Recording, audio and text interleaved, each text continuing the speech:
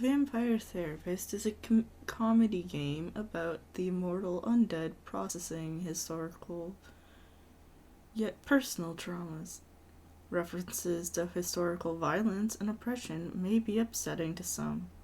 This game was developed in consultation with licensed therapists, but should not be considered a substitute for therapy, unless you're a vampire. My name is Sam Walls, and I'm a dead man. Excuse me, friend. I hear you're the man to talk to around these parts. I'm here to see Andromachos. Have fun, mate.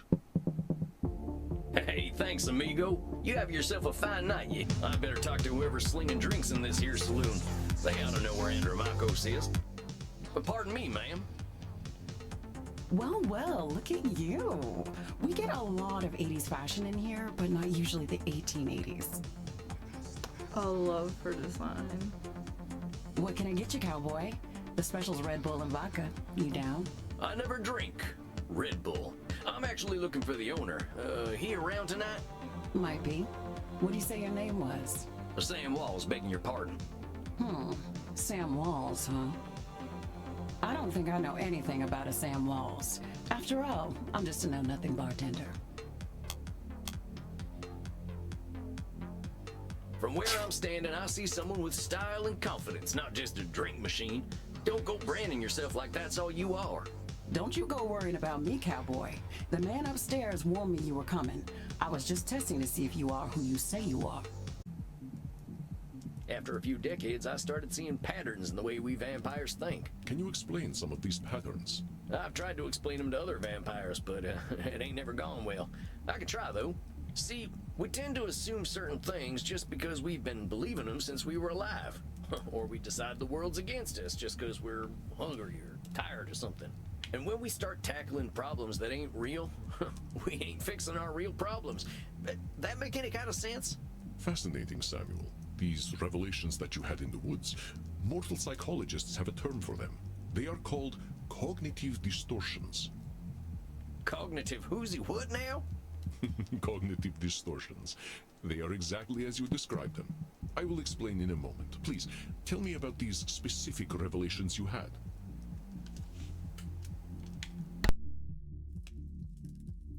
Well, I noticed how we stress ourselves out by making everything a battle of do-or-die absolutes. High noon mind, I call it. Like that feeling you get right before a big shootout. I must confess I have no experience with this feeling. I engaged in mortal combat long before the age of gunpowder. But the sentiment you describe mirrors the words of my old friend Marcus Aurelius. He used to say that the magnitude of life's challenges often turn us into our worst selves. You mean Marcus Aurelius, the Roman emperor? Of course, his name was Marcus. Marcus was a bedroom name. You mean you and the emperor were... It was ancient Rome. Penetration was similar to a handshake. My apologies. I somehow forgot you were American. But let us discuss this high noon mind. I believe we can broaden your definition. Mortal psychologists call this phenomenon of binary thought polarized thinking, but I like to call it Nosferatu thinking. Nosferatu thinking? It means you are thinking in black and white. I get it. That's pretty funny. I believe it encompasses the breadth of the distortion. One is not flatly weak or strong, good or evil, smart or stupid, a success or a failure. The truth is far more complex and colorful. Not every high noon gunfight ends in oblivion, correct? Well, yeah, that's true. Getting shot still ain't fun, but it ain't the end neither. A perfect example, Samuel. Now, try to catch me using Nosferatu thinking. I will give you a series of statements, and one of them will contain Nosferatu thinking. I will repeat them if you miss it. If I do not drink blood, I will surely die. Is that Nosferatu thinking? No, Samuel. In this case, I am not arguing with reality. If we do not drink blood, we die. This is a fact of being a vampire. Let us continue. Death eventually comes for us all. Well, that sounds like Nosferatu thinking. That's pretty black and white. We've cheated. Although this thinking is binary, it is also true, and therefore not a distortion. And death has already come for us, my friend. We simply cling to life. Please, let us try another. Mortals will always fear. That's Nosferatu thinking right there. I've met mortals who knew who I was and weren't scared. Very good, Samuel.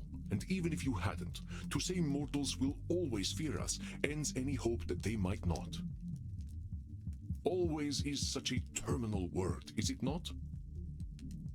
Would you like to discuss more of your revelations with I realize that as vampires, we can get the feeling of the power that comes with immortality and strength, but then we get hopeless and aimless over time. It's kind of like the fella you see in the saloon at the bottom of a bottle of whiskey. Either he thinks he can fight everyone, or he's crying into them last drops because he thinks life's hopeless. It's saloon thinking, two extremes that probably ain't true. A fascinating observation, Samuel. Your saloon thinking was described in my time as the battle between hubris and nemesis, the twin excesses of arrogance and self-pity. Oh man, it make me wish I'd gotten some schooling. Maybe I would have figured this stuff out earlier. You live forever, my friend. There is no rush. What you have identified is a phenomenon where individuals perceive either an illusion of control or a lack of control. Mortal psychologists call this phenomenon you have described a control fallacy. Rarely do we have complete power over our situations or no power at all. But we create this illusion that stops us from attempting to change our perceived situations. Yeah, you're right about that. I used to think I'd never get away from my gang, and maybe that's what made me stick with them for so long. Yes, you see how cognitive distortions keep us from facing reality, whatever that reality may be. Of course, I am so old and powerful that I am always in control. I used to be in a gang. They were my whole existence. If you asked me who I was, I would have said, I'm a murdering bastard. Once I got away, I realized how small-minded that was. I was Sam before I was a murdering bastard, but that's how I was choosing to brand myself. My old gang's still around, and they're still branding themselves like that. They can't see themselves as anything but killers. Very astute, Samuel. I favor the clinical term, however, which is labeling. You correctly discovered that labeling is a reductive act. When we call ourselves names, even if we find them accurate, we create prophecies we are doomed to fulfill. For millennia, I thought of myself as a killer. It was not untrue that killing was how I made my way in the world. I was an unstoppable warrior and assassin. But with this label, I limited myself for ages. I did not only kill people, I also killed potential aspirations I might have had. The truth is seldom unseen by you, my friend. Tonight, you face perhaps one of the most difficult challenges a therapist can face. The fact that you may not be able to help everyone. In truth, I have failed to help clients with this particular disposition many times. Hey, I'm new at this. You're nigh on 3,000 years old. If you can't help them, how can I? It is not guaranteed that we can help every client. To think we are powerless to help any is a cognitive distortion itself. I believe you know it.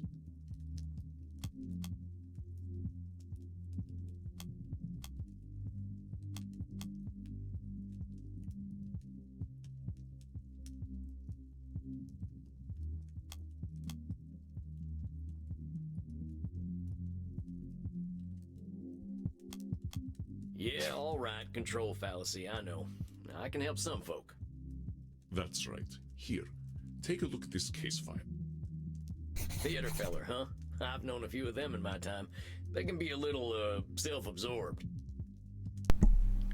Client record named Edmund Keene, age 237 years young, gender male, origin British.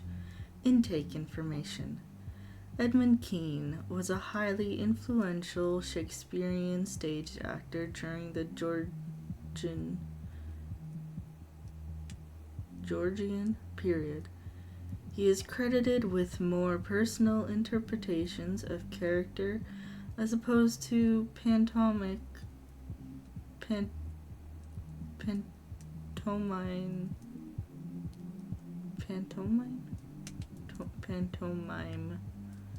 performances. He lived a tumultuous life on stage, dealing with alcoholism, sex scandals, and entitled behavior. He wishes to return to the stage, but expresses great anger at critics who might review him poorly. He demands respect as the greatest actor the world has ever seen. He's looking for therapy because people don't like him, it says?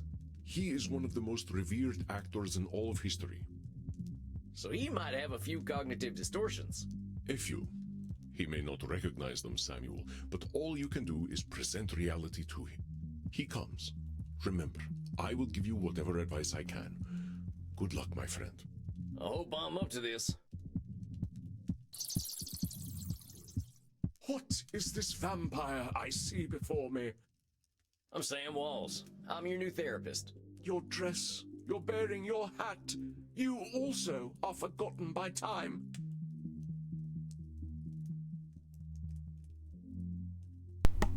I also am learning new words. Oh, how fortuitous! A kindred spirit, perhaps. A therapist should know pain, I say. Most excellent.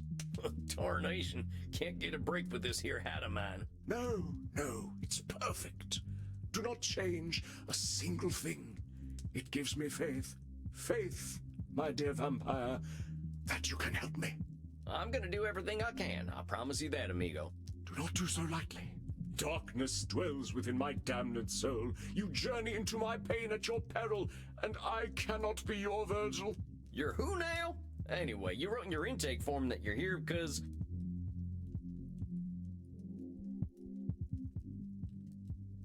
mortals don't appreciate you, you said. Indeed, and I fear they cannot. They must die to appreciate life. As mortals, they cannot ask the immortal questions. What is life for us who do not live? Why are we here? Why do we continue? What do we do when death has no meaning? And what a piece of work is vampire! How noble in stature, how infinite in life! In form and moving, how express and admirable. In action, how like a demon. In apprehension, how like a bat. Ah, the beauty of the night! And yet, to me, we are but the quintessence of dust. Dust upon dust. Already that whence we came. I too love Edmund, and the voice acting is definitely awesome. Well, that was a lot. You understand, don't you? Death has no meaning, because life never had meaning. To die, perchance to sleep. All right, that's enough of that. Before we answer the question of why we're all here, why are you here? Well, that is, what exactly drove you to me, partner? Oh, that. Well, a pustule of a theatre historian I recently seduced and killed sprang the seeds of doubt in mine corpus. He was writing a biography of the great Edmund Kean, and I thought mayhap that I would favor him with a secret or two. He said my acting style would now be considered archaic. Though I drank him to the last, I fear his cruel barb was sharper than my fangs. This embossed carbuncle of corrupted blood caused me to doubt myself. Are all men such fools? Will I ever find my audience again? Or did they die long, long ago? Help me purge these mortal concerns from my mind, dear man. We're always gonna have doubts, compadre. That's normal. But I think I can help you see things a little differently. So, he said your acting's out of date. Why don't you just tell me why it bothered you so much? Because it's simply not possible. Acting became a noble craft entirely because of me. In truth, I am perfect. Edmund states that he is perfect.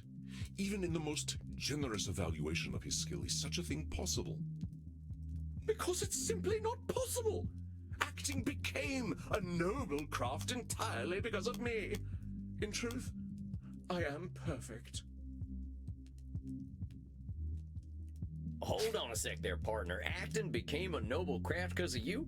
That's a lot of control over a whole skill. Yes, impressive, isn't it? So long as men can breathe or eyes can see, so lives mine art, and this gives life to thee. Those are some pretty words. You make that up yourself? It is the bard himself, boor. Well, maybe he had something to do with the development of your craft then. It ain't been just you. Well, naturally. But Shakespeare's works are simply words upon a page without me. Compadre, I think you know he gave you a leg up in your career. You can share in the success a little. Oh, there are celebrated actors in these times, yes. But any success they have is due to my beating the path for them to follow.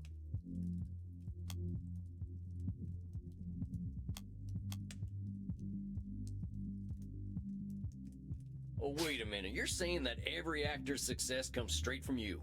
Of course. Even the greatest among my art would have been consigned to obscurity had it not been for my advancement. Every single one of them ain't had nothing of their own to give to the theater? Well, I suppose one or two actors in the last 300 years have impressed me. Well, don't you think they deserve their own success? I suppose mortals are owed their 15 minutes of fame. One must have some pity for them. We are not monsters. But the actors of modern times, they are shallow, beggarly parrots. Parrots who screech the lines, but do they know them? Do they feel as we feel? So you're saying modern actors are parrots? Indeed. They are only mimics, and thus no better than a well-trained bird. You don't think they're actually birds, do you? My dear boy, they live such short lives. What else can they do but ape the words and actions of their forebears? But when you call them birds, you're just labeling them that. You ain't giving them a fair shot. Oh, come now. I was clearly employing a little dramatic license. But we're here to talk about truth, right, compadre? It is my gentle direction that takes the craft to higher echelons, and mine alone. Acting does not evolve without me.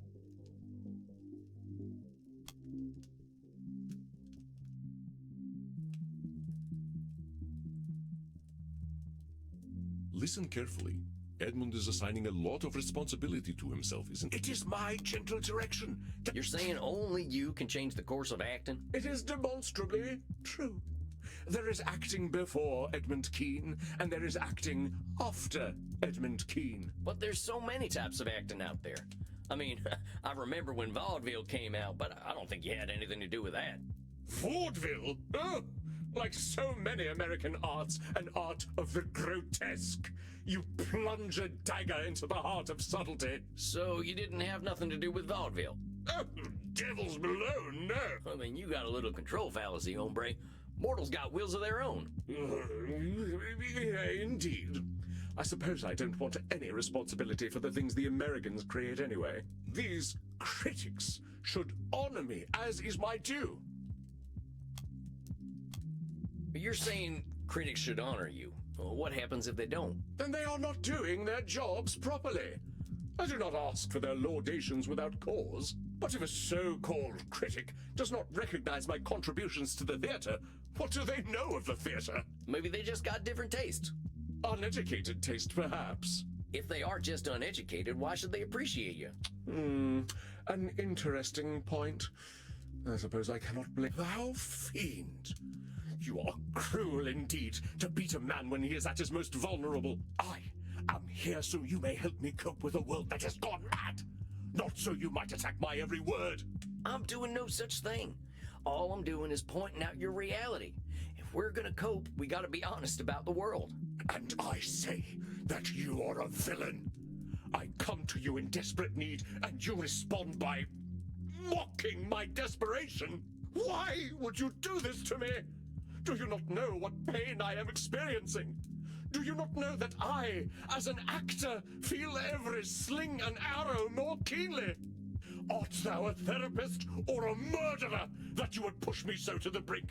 Do you want me to commit suicide? I'm sorry. I wasn't trying to hurt you. I want to help everyone who comes to me. Samuel, a moment, please. Andy, I got a real problem here. I think I'm not cut out for this work. This fella's right. Why am I attacking him when I should be helping? First of all, should statement. You will do what you will do, and that is all, Samuel. But look at the candles. What do you see? The candles? Oh, they seem fine to me. Look at the flames. Wait a minute. They're getting higher, ain't they? What the hell's going on? Your client is very powerful. He has his own unique skills earned through the ages. His skill in gaslighting is so intense that it affects the world around him. He is altering reality to fit his distortions. Be watchful, Samuel. Do not let him. How do I stop it? Be persistent, and above all, be honest. He does not control your reality. I await your apology, sir.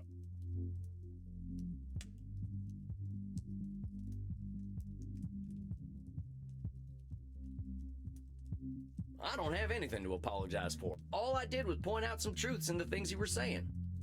Now, if that makes you angry, fella, I don't know what to tell you. You wound me, but I am strong. I persist. I fight. I know my worth, sir. I have fought and died for my art. I shall take my business elsewhere, and Vampire Society shall hear of your quackery. Stop him, Samuel. It is not anger, but fear that drives him. Show him he has nothing to fear from you.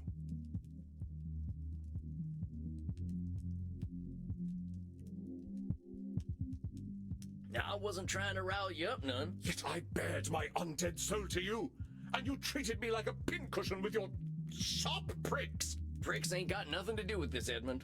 And now you seek to proposition me? Of course, it always goes like this. To you I am a void, nay, a whore, to use as you please. Well, you are all alike, I say. Go on then, use me. You are losing him, Samuel. It is time to remember what makes you special. You are not just a therapist, and you are not just a vampire. He is afraid, but you will conquer his fear.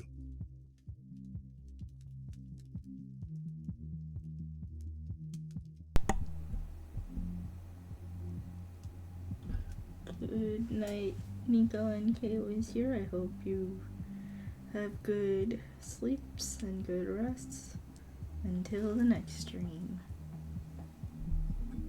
And thank you for the hydrate. I will hydrate indeed.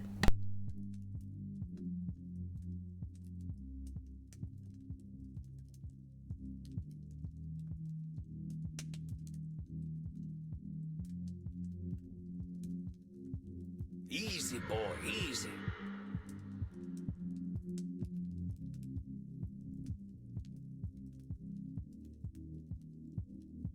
I shall not go easy. I shall not. I am not currently looking to upgrade this model. Yeah. Also, thank you for the posture check. Repostured.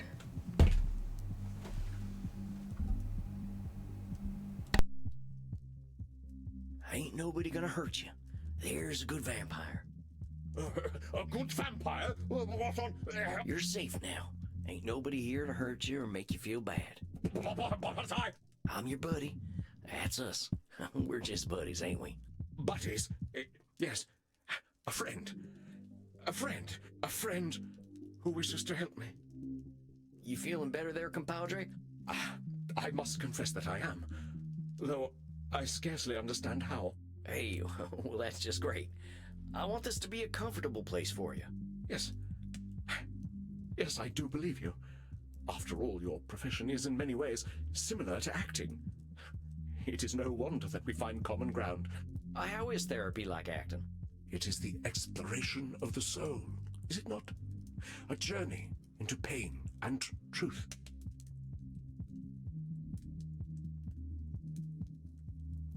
We see those pains and truths and reflect them onto the cruel world.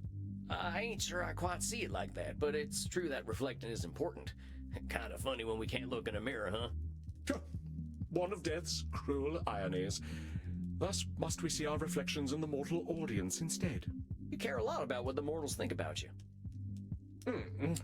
Of course I do. Why should I give a fig about what we dusty old folk think, eh? Most of us are stuck in our relative pasts, if you'll pardon the offense. But all them folks die. You're what, 300 years old? Don't remind me. Yes, they die, but I cannot. I must not. If I do not exist in their hearts, there is only the purgatory of oblivion. You cannot, you must not. You're talking like there's only one future. For me there is only one future, save oblivion. Come on now, that's a little extreme. 'Tis not so. What else have I but the stage? Well, that's a fine question. I'll tell you what, though, compadre, you are more than the stage. What if theater just didn't exist? Perish the thought. Perish it with all due enmity. Unlike some vampires, I am not some blood-guzzling parasite who will idly sit and wait as the world turns. I died for the stage. Vampire society is of no use to me. We are so few, and I cannot have an adoring crowd without a crowd.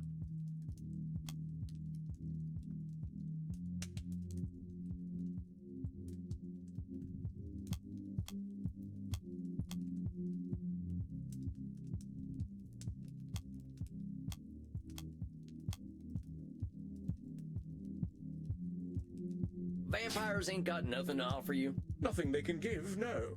Vampires do not understand the avant-garde. Vampires have a lot to give. We got time to understand things mortals just can't. I think you're disqualifying the positive things about us vampires. Oh, perhaps. But an understanding of the stage is not one of them. For upon that stage is power. The power to control the emotions of an audience. Are you hypnotizing your audiences? I may be a murderer, a drinker of blood, damned beyond redemption. But even I would not insult the craft thus. But you think you can control them anyway? They're mortals, man. You know how unpredictable they are. They'll do what they're gonna do. Nonsense. All that is required is a revolutionary talent. That I am blessed with. What if they can't recognize this revolutionary talent of yours? You know, there are some vampires who don't like Mexican blood on account of cilantro. Now, I love me some Mexican food, but some of the crew I ran with couldn't appreciate it. They said the blood tasted like soap. You can't win over everyone. Perhaps 'tis so. Ah, such poor souls. To be deprived of something so refreshing and gratifying. No kidding. I used to love cilantro back when I was alive. Oh, to the devil with cilantro. I was speaking of myself. Okay, I think I missed something there. Let's start from the top, compadre. Don't remind me. Yes, they die, but I cannot. I must not. If I do not exist in their hearts, there is only the purgatory of oblivion. You cannot, you must not. For me there is only one future. Come on now, that's a little extreme. 'Tis not so. What has happened? Well, that's a fine question. I'll tell you what, though, compadre, you are more than the stage. Perish the thought. Perish it. Unlike some vampires, I am not some blood-guzzling parasite who will idly sit and wait as the world turns. You calling most of our kind parasites? I am, for that is what we are, if we are nothing else. All right, let's just forget the part where you're insulting other vampires, myself included. If you say that you're a parasite if you don't do something, you're gonna be scared as hell of not doing that thing. As an immortal, I aim for loftier goals. Can you hit those goals if you're busy being afraid of turning into a parasite? Ah, but your humble speech does belie the true wisdom beneath. I am indeed cruel to myself. You know, I see what you are doing. The motivations of man are well known to me through my art. And what am I doing? You are mocking me, undermining me, causing me to doubt myself. I know thy purpose, wretch. This therapy business is all a ruse. You would lay me low and claim dominion over me. All I'm trying to do is help you, friend. Reality's a lot easier to deal with when you can accept it for what it is. So, now you doubt my sanity? Is there no end to your japes and jabs? I shall not break. Oh, you shall see. The tides of cruel seas will crash upon me, but I do not wither. I know thy game, trickster. You wish to keep me in your debt. The more I doubt myself, the more you take from me. You think you are clever, but thy tongue outvenoms all the worms of the Nile. Well, what have you to say for yourself?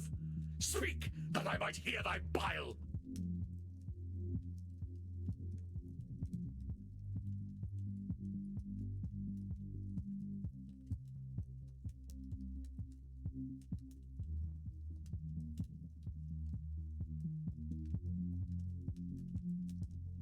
Easy there. What? I know you're upset and you're scared. I ain't gonna hurt you. But you want to hurt me. Good vampire. Ain't you sweet? Yeah, it's all right. You really don't want to hurt me. You'll keep me safe. We're safe. Ain't no place safer than right here. We're friends. That's right. You're my buddy now. Just my pal Eddie. In truth, I am oft left bereft of friendship. Our kind can be difficult. You mean vampires? No, actors. But to sense one is not alone in all the world is a feeling to be cherished. You ain't alone, I promise you. Whatever bad stuff we're living, someone else has lived it already. 'Tis so. Many geniuses were unappreciated in their time, with wonders of their craft consigned to history's dusty pages. Even the bard himself did struggle. There is some comfort in that. Common nocturnality. We all got the same needs, man. Blood, safety, and sex. Indeed. I, too, am akin to the doomed Achilles, though my sore spot lies not so low, but twixt stem and stern. Tain't my place to comment. Oh, it seems the spot is no secret to you after all. Maybe we can talk about that some more in your next session. I think you did pretty dang well today. Yes. Yes, I suppose I did. I am rather good at therapy, aren't I? If you're here and wanting to get better, yeah, I'd say that makes you pretty good at therapy. Well, one mustn't rest on one's laurels, must one? That's right, Eddie. Okay, I'll see you in a few weeks then. Aye, we shall vanquish my demons together. I cannot tarry. The stage awaits. Dang, what the hell was that? One of the darker malignancies of the mind, dear Samuel. You sure I'm up to this? You were masterful, Samuel. You were able to take your knowledge about cognitive distortions and turn their definitions outward. And we must speak about this equine ability of yours in your next...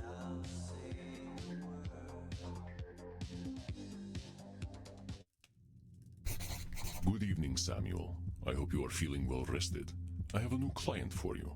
Another one? I think my caseload's starting to get a little crowded. Worry not, my friend. I shall not unload all the world's cares onto you. I know how strongly this next client requires aid. She is a great deal older than most of the clients you've seen, and sometimes it is harder for the elderly to see reality. It took me far too long to do so. Is she as old as you are? Not nearly. Thus, she should be more ready for change than I was. Take a look at her intake form.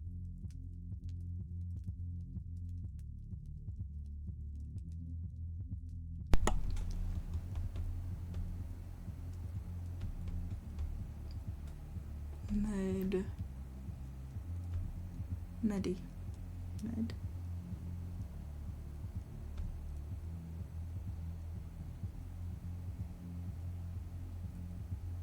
Name Med. Age 1804. Gender female. Origin Bronze Age. Intake information. An elder vampire like myself, Medi has lived mostly alone for the past 2 millennia. She grew up among wanton violence between Irish clan warlords and has since kept distance between herself and mortals. She now spends more of her time online, where she has become a streaming celebrity. I do not know what this means, but perhaps a younger vampire might. She has expressed frustration at the increasing demands of her followers. Suggestion: be patient with the elderly. Dang, she died young. Makes me wonder why I waited so long to kick the bucket. Could have left a nicer looking corpse. Alas, death does not often allow us to have much choice in the matter.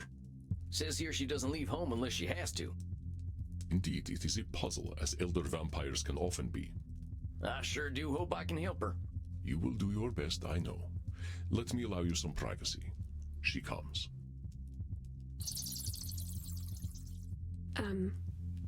Hello? Hey there, how do I say your name? Is it, Medbub? Medb?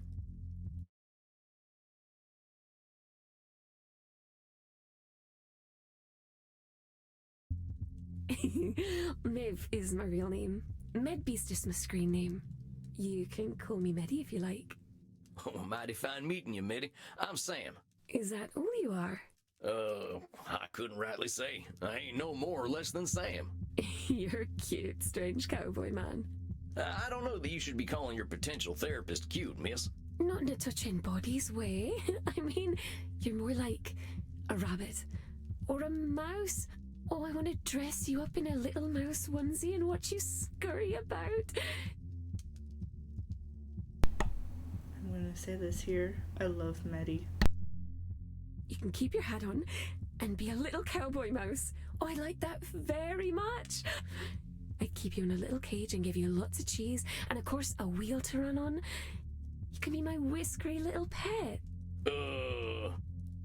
What is the matter, Samuel?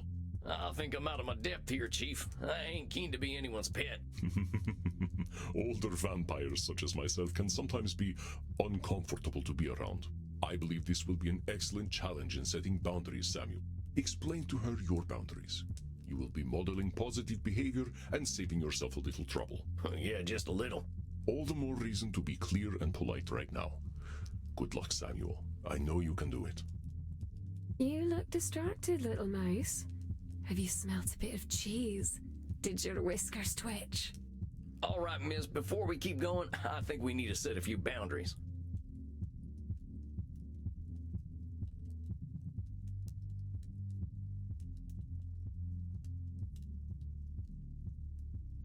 First of all, I ain't gonna wear no onesie. I don't think I could find one that'd fit. I could sew one for you. I would make the neck hole really big so that your funny hat would fit right through it. Okay, well, maybe I wasn't being clear. I don't want to wear a onesie. But it would make me happy. Well, wouldn't make me happy, miss. Fine. But I don't like it.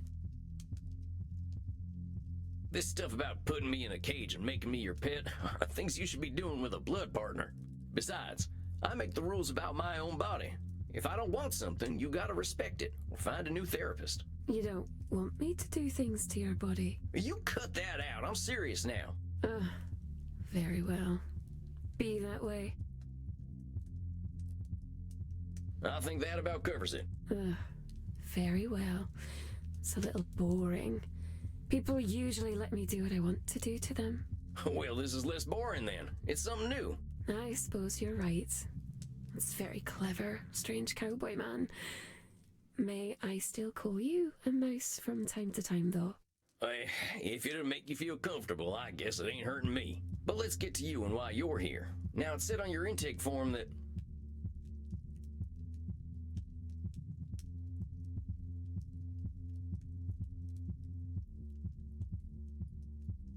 You're overworked, it said.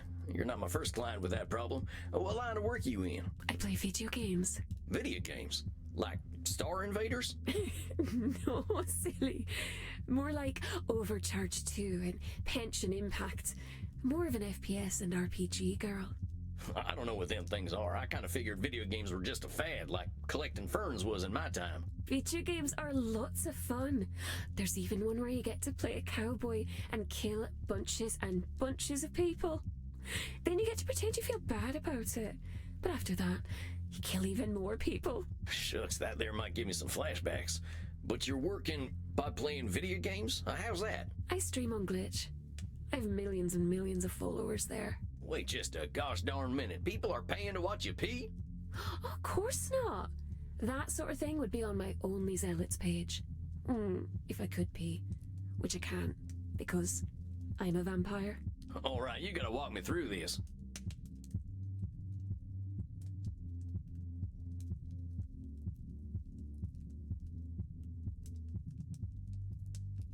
What's streaming mean if it ain't peeing? Streaming means to share your computer screen to the internet. Like watching the cinema, only instead of people shooting each other, it's you answering emails? Sort of. Mostly people just like to watch people shooting other people. Only it's little computer people that only look like people. Clear as mud. I got some more questions about them funny things you mentioned, though. What's Only Zealots? That's a very special website where my very special followers get to see me do naughty things for money. You've been around a long while. Do you need money? No, of course not. But I do like having mortal blood bags who will do anything for me. They're very useful. This whole thing makes me feel old. But you're only a baby vampire, strange cowboy man. I'm glad you're not the kind of baby who poops and pees, though. That's quite icky. I had some more questions. What's all this RPG and FPS stuff? Role-playing games and first-person shooters. Kinda dark to be playing games about the first person you ever shot. That ain't a good moment. You're extra silly. It's a video game with a first-person perspective. It only looks as though you're shooting someone. I like the ones where there's lots and lots of blood. I end up feeling quite hungry. Are they still using corn syrup to look like blood? It never looked realistic to me. They don't use corn syrup in video games. You're very funny. I'm glad I'm funny, I guess. Let me ask you something else about these video games. Alright, I think I understand a little better. You're working pretty dang hard for all them followers. What do you need them for? Lots of things. They pay my rent for me, they buy clothes and gifts for me, they dispose of all the bodies. And they let me kill them too. They're all so eager to die. Poor little lambs. They're like servants? Servants, little sheep, whatever you'd like to call them. And they're willing to just up and die for you? Oh, naturally. Sometimes all I have to do is smile for them. They find it enchanting. And they quite like my breasts and vulva. Oh, I see. Does it make you uncomfortable to hear me say breasts and vulva? I reckon I just wasn't expecting that level of candidness. Breasts, vulva. Hey, come on now. Oh, but it's so much fun to watch your little whiskers twitch. So, these followers of yours do a lot of work for you, huh? But I have almost 100 million little sheep. It's rather difficult to manage them all and keep them happy. Why do you need to keep so many servants happy? I need my sheep. If I don't have them, I'll have nothing. Is it really true that if you don't have your followers, you won't have anything? Ain't you got other stuff you're interested in? Suppose I enjoy reading. And video games. And I can do those things alone. There's also playing games with my body. Oh, yep, there's that. Which Americans don't do. You like to shoot people instead. Bang, pow. That ain't always true. But let's get back to what you were saying. If I don't make them all happy, they'll turn against me.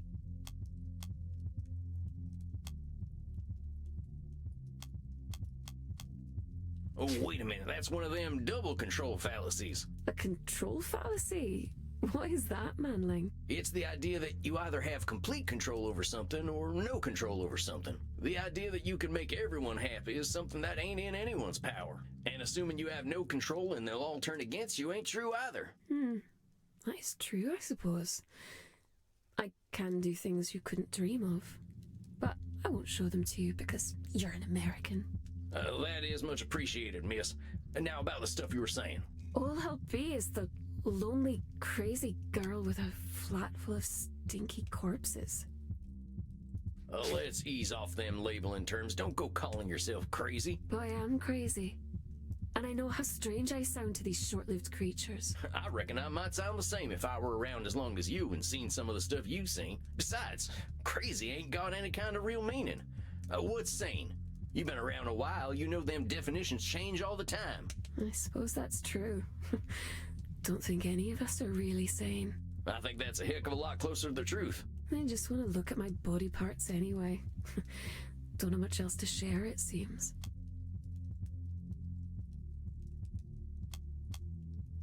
Come on now, you've been around for nearly 2,000 years. How in the heck could you have nothing to offer? I'm sure you could tell me all sorts of things about history and the places you've been to and the things you've done. If I talk about things I like, my followers abandon me. Fickle little bloodbags. They always like it when I show off, though. That's a problem with your followers, not you. Don't go disqualifying the positive things about yourself just because they don't see them. You're very kind, Manling. If you were one of my followers, I might even let you live. A very kind gesture, miss. I can't help but think, though, I should make my little sheep happy. After all, they are willing to die for me.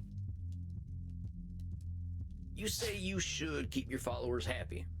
Do you like it when they're happy? Just because I kill my bloodbags doesn't mean I wish to be cruel. After all, they're so cute when they die with smiles on their precious little faces. I'm glad to hear that, but here's the thing. When you say you should make them happy, you turn it into a responsibility. If you got 100 million people you should please, that's pressure you don't need. Get what I'm saying?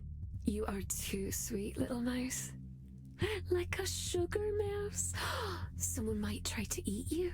Heck, they already did. How do you think I turned into a vampire? You make me seem very silly for worrying so much about my blood bags. I'm not a very good vampire, am I? Well, what's a good vampire supposed to do? My blood father used to tell me that we were supposed to be gods. Told me that we would rule all humanity. I imagine he'd be ever so disappointed in me. Well, blood parents are always complicated.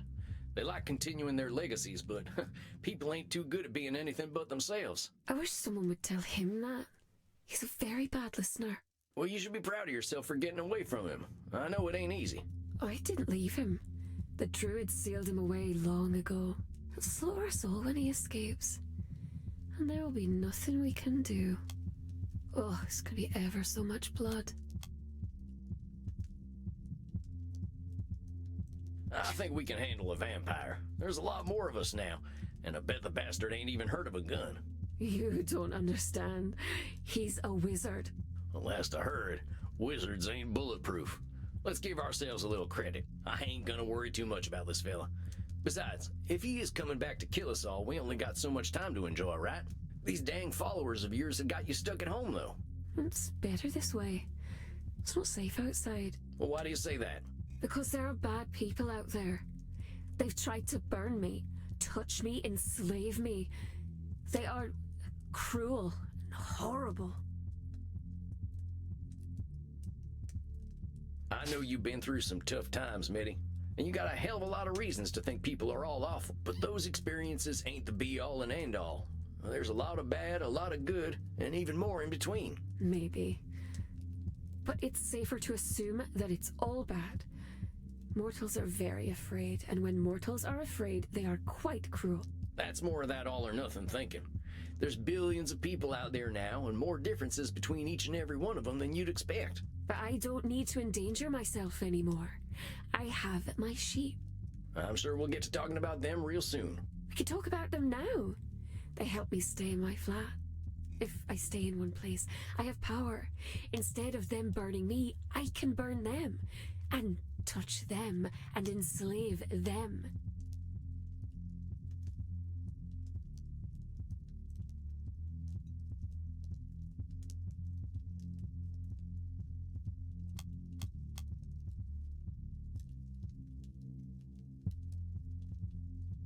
Careful, Samuel.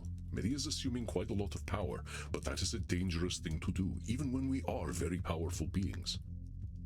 If I stay in one place, I have... With all due respect, miss, you're playing with sunshine here.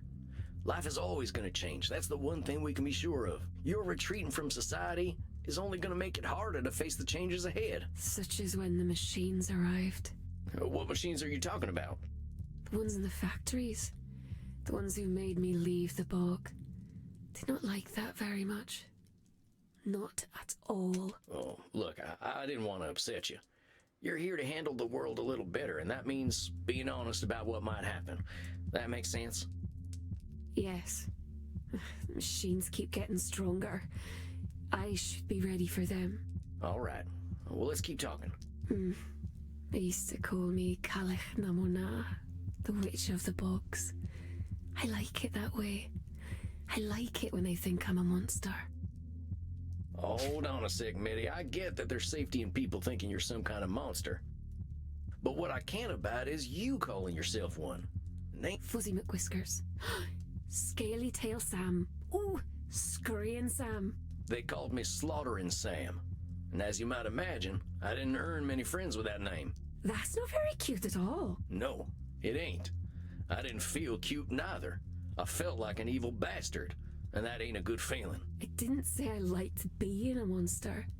It just makes me feel safe. Then let's find a way to help you feel safe without calling yourself a monster then, huh? But keep going. If I want to be safe, I should show them what a monster I really am from the safety of my lair. Well, why should you show them what a monster you are? So that they'll know to stay away, of course. And is that the only way people will stay away? It's the way I know. I used to put severed heads outside my cottage, but the policemen don't like that very much. So what if I said you should protect yourself by putting severed heads outside your place again?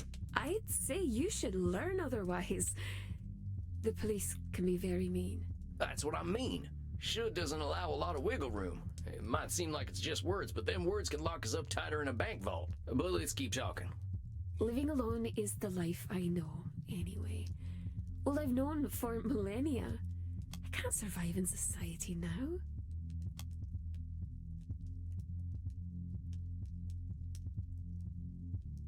We ancient vampires are very few.